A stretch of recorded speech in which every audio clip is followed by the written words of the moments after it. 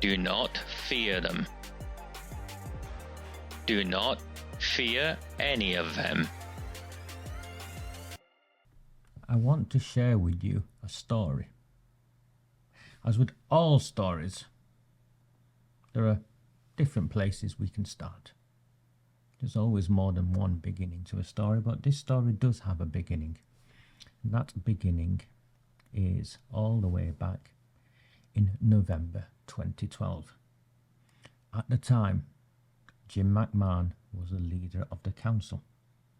And on his blog, yes, he had a blog, he posted a story of how Oldham Council had announced news of an application to the Arts Council seeking a grant towards a new build of the Oldham Coliseum Theatre. They'd not got the money, but McMahon, being McMahon, wanted to announce that he'd applied for the money. So he took to his blog and made the announcement. They were going to build a new build Oldham Coliseum, which would include a state-of-the-art auditorium. McMahon said at the time that the long-term future of the theatre was in this new build, and the Fairbottom Street site, which you're all familiar with, was just something for the medium term. He even put a photograph up, along with the council, of a vision of what this new theatre would look like. And this is what he had to say. If people reading the latest news still don't believe what you're seeing, then I would just ask one thing. Please at least give us a chance to deliver it. So as far back as 2012, the people of the town knew that the theatre would be moving. McMahon had told us this, and he told us this on his blog, where he'd announced news of a funding bid to the Arts Council. In 2014, fast forward a couple of years, Oldham Council then borrowed over £4 million in government loans to underwrite fundraising for the scheme. That's right. They didn't borrow £4 million to build it in 2014. They borrowed £4 million to develop the plans to build it. 2014, again under James Ignatius O'Rourke McMahon. And fast forward again to December 2016, and the council, having borrowed £4 million, went on to secure, as in having borrowed £4 million to write a bid, or two, or three, went on to secure £7 million from the Arts Council to move the Coliseum to a new cultural quarter. This cultural quarter was to be located on the Southgate Street car park. For those of you unfamiliar with Oldham, that's the car park just at the side of the old library. And the total build was going to be £27 million. So we borrow £4 million, we secure £7 million, but the entire build is going to cost us £27 million. And by then McMahon had gone on to become MP, and it was Gene Stretton, the now deceased Gene Stretton, who was very excited by this announcement of a new Coliseum. £27 million. In 2018, by this time Sean Fielding had taken over, the council scrapped the scheme. It was actually the second time the Coliseum scheme had been scrapped. So no £27 million theatre, and the £7 million secured from the Arts Council clearly had to be returned to the Arts Council. Sean Fielding claimed that the funds needed to be spent wisely. Perhaps his vision of spending funds wisely was to go and buy a shopping centre during a global pandemic for £11 million a few years later, only for the council to find out that they did not own all the leases and they had to spend millions more from what we can gather, plus picking up the service charges of an empty building during a global pandemic. Maybe that was wise according to Sean Fielding, because Sean Fielding is no longer with us. But Sean Fielding did say that he, the council, was committed to having a high quality performance space. So they're not going to build it. They've shelved the plans. £7 million has gone back to the Arts Council. But how much money did we spend in developing these plans?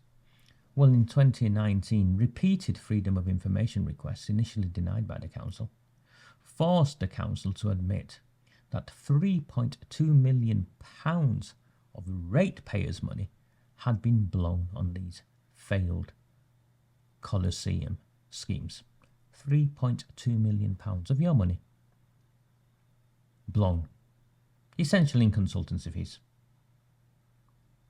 When you add in the Prince's Gate fiasco, which was being redeveloped at the time, remember it was a game changer, the total blown is £6.5 million of your money in failing to deliver scheme after scheme after scheme. Add in Hotel Future and a few others, and the official figures creep towards the £10 million mark. Remember that number, £10 million. In November 2022, as you now all know, bringing the story closer, up to date, more up to date, the Coliseum loses its Arts Council funding. The Arts Council had raised alarm bells over the management of the Coliseum. Do you blame them? And with declining attendance figures,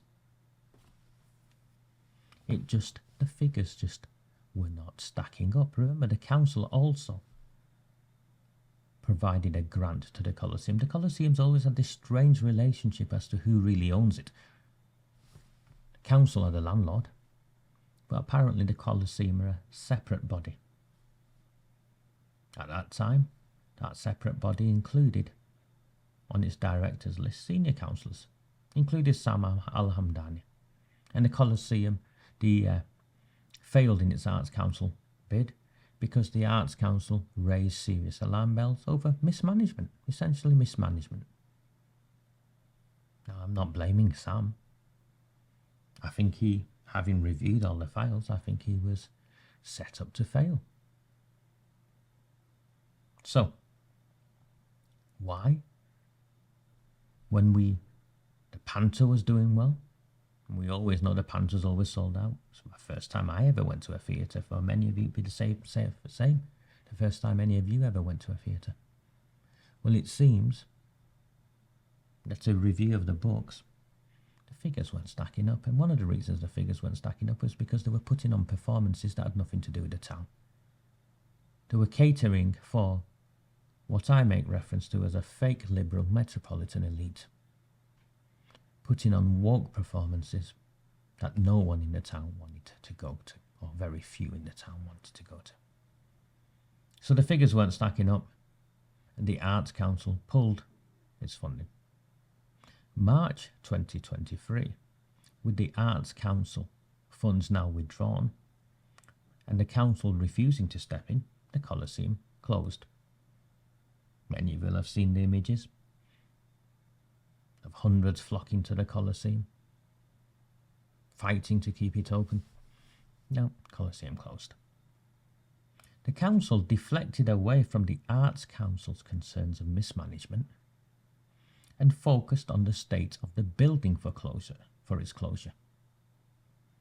Apparently, the council had reached an agreement with the theatre more than 10 years ago that the building was not fit for purpose. March 2023, go back to where this story started, November 2012. when Jim McMahon talked about the long-term future being elsewhere. That's what they mean. So for 10 years, the council had failed to move the Coliseum, and during that time allowed the existing building to deteriorate. Let's use a polite word, deteriorate. You know, like the landlord that they are. Why spend money on a building if we know we're going to knock it down? Throughout this time, Labour Party controlled. That was the plan throughout. So the council owned the building. They had responsibility to maintain it. They hadn't maintained it. And when the Coliseum closed, and up to the time it was closing, the council deflected away to say, you know, it's the building, it's the building. Amanda Chadderton is now the council leader. Remember her? Can't say it destroyed lives. That's the lady. Amanda Chadderton claimed the building was riddled with asbestos, and I quote her directly: riddled with asbestos. The walls are falling down, and another survey has shown a litany of problems. This building is not fit for purpose. In fact, it's dangerous. It needs to close. It needs to be demolished. Of course, those in the town who mobilised to save the Coliseum in its existing building, even though most knew for 10 years that the existing building was being closed down, or planned to be closed down, weren't keen on losing the Coliseum. The building. I think the building. And if you go to different places in the country, in the world even, if you travel that far, you'll see that theatres quite successfully operate out of dilapidated old buildings. In fact, it adds a certain charm, in my opinion, of going to the theatre. If someone gave me the preference of a fancy new build, for instance, a venue like the Bridgewater Hall, which I've never enjoyed, compared to the Opera House, and I'm at the Opera House every day. I don't know about any of you. That's how I see it. I prefer a dilapidated old building oozing tradition and history. But no, the council wanted to get rid of it. People disagreed, they mobilised, and the beginnings of cracks in the relationship began to appear between the Coliseum, the company, and the council, one of the funders. And so the Coliseum, the company, commissioned an independent report, brought in a very respectable individual with 30 odd years of experience. And you know what they found? The building wasn't riddled with asbestos.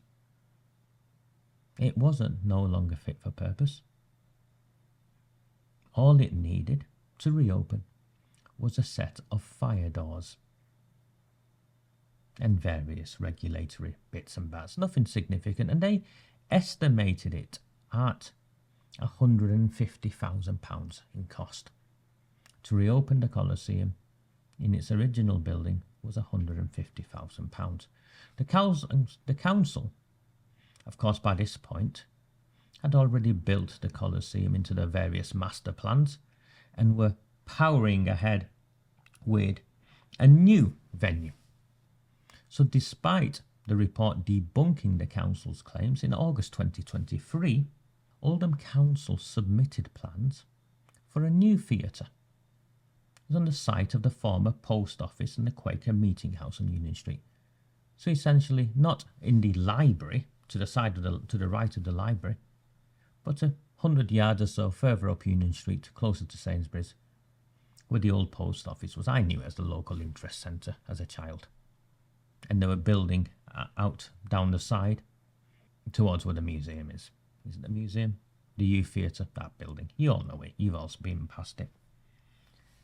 And the costs were announced at £24.5 million, with the space scheduled to open in 2026. To try and placate the Coliseum and the growing number amongst the public who were appalled at what was taking place, the council announced Oldham Coliseum Theatre Limited as the anchor tenant. It's worth noting that this performance space that the council were now trying to promote as a theatre had already been designed and developed prior to the Coliseum closing as a separate space, not as a replacement for the Coliseum, and that showed because the performance space was not fit for purpose as a theatre. For instance, the new venue did not have a fly tower, wing space, or even rehearsal space. Not just making it unfit for a pantomime, the proposed capacity was in no way enough for a theatre to pay its way. It was a sort of performance space you might put on a Friday night band on, or your children would go for the Duke of Edinburgh Awards. And people saw through it, particularly campaigners saw through it, and campaigned on this issue that's separate to the history of the old site, which goes back to 18-something. This new site wasn't even fit for purpose. And they were spending £24.5 million, when an independent survey had shown it could have been brought back to life for £150,000.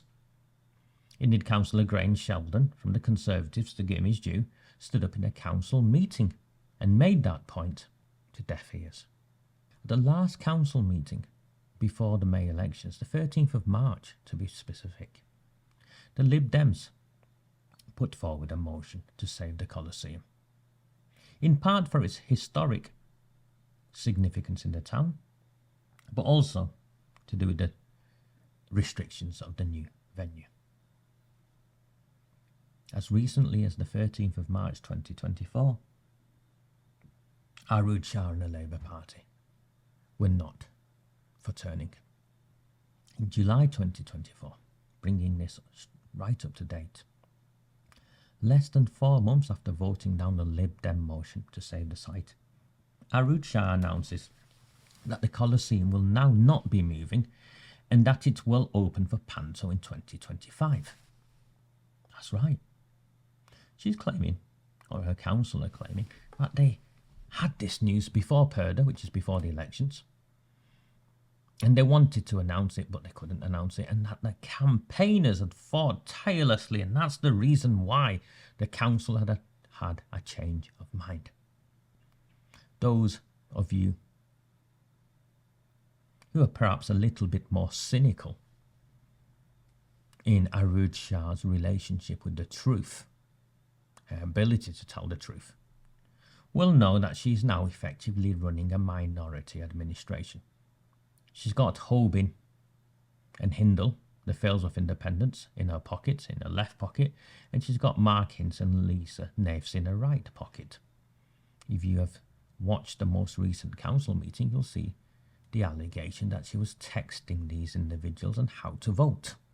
So she's now effectively running a minority administration, and it was Councillor Mark Wilkinson and Sandra Ball from Failsworth who'd submitted a motion on keeping the Coliseum open. She was going to have to effectively vote that down. So I think that played some part in the pressure of the backtracking to keeping the Coliseum open in its original venue. And to much fanfare, the small print was for the Coliseum to remain at its historical site. It would now cost £10 million. Not the £150,000 that a report had shown a few months earlier, but now it would be £10 million. Perhaps it's because the council stripped out the historical Coliseum, stripped out all the seats, everything of value, almost immediately after closing it. You'll have to ask them why they did that. I have my own reasons, which includes talking to you about envelopes. But that is not for now. So the cost of the Coliseum has risen from £150,000 to now £10 million. But it's okay. £6 million is being redistributed from grants secured elsewhere. They won't say exactly elsewhere, and what will be lost as a consequence. But £6 million is coming from elsewhere. And £4 million is being borrowed. So that will directly impact your council tax. So the ratepayers, you and I, are borrowing £4 million. Also announced was the £24.5 million performance space on Union Street. Remember that one? That was actually being built before was actually independent of the Coliseum originally. That was now not going ahead. It was to be scrapped. If you believe AROOJ SHAH and the council-funded press, you would be fooled into thinking that the council had fought to keep the Coliseum where it is, when for over 10 years the council had been leading the campaign to move it, so much so that they'd already spent £3.5 million in consultancy fees, trying to move it, trying to close it down, trying to claim the land. You can believe their story if you want, or their version of events if you want. I have a different version of events, one that is consistent with the decision making of this council for the last 20 years. The term piss up in a brewery comes to mind. Samosa in an Indian kitchen might be another analogy. Now, I'll tell you why I think the council changed its mind. It had nothing to do with people power. I know it hurts some of you, but this had nothing to do with people power. The council changed its mind for a number of reasons. One, the Coliseum site earmarked for development, well, they're struggling with the development. They're struggling across the board with the development. They want to build houses, remember, knock the Civic Centre down, knock the Queen Elizabeth Hall down, build some sort of weird drug park on Tommyfield. Linear Park, sorry, not drug park, linear park. How remiss of me to say drug park. Junkie Park, no. A linear park. And the come all the way down to the old sports centre and across to the Coliseum. No. It's not working, is it?